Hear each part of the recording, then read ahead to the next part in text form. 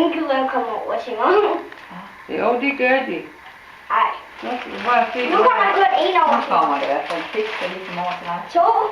Ja. Nej, så går den anden. Nu kan Lutte komme igen. Og så går det bare. Det er fordi, de har fundet ud af. Den kan rigtig godt lide det, kan jeg se.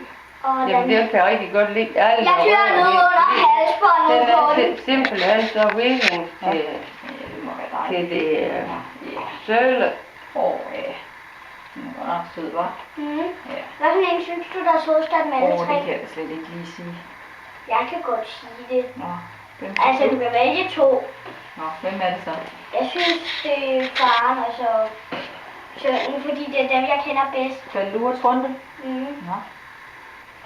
Men jeg synes nu også, at fisk ser ret sød ud. Det Den siger er jeg. man jo en gammel. Og han er en gravehund. Mhm. Han er god til at grave, ikke? Ja, det går på.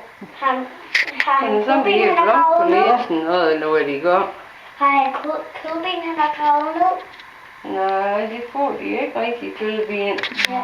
Kan de ikke lide dem? Jo, Har de aldrig smagt dem? nej, ikke rigtigt, fordi så kan de nemt komme til at kaste op, så det giver vi dem aldrig. Det kan de ikke rigtig tåle, hvis de går galt i halsen. Prøv at sætte det ned igen, Katrine. Nej, så hopper den ene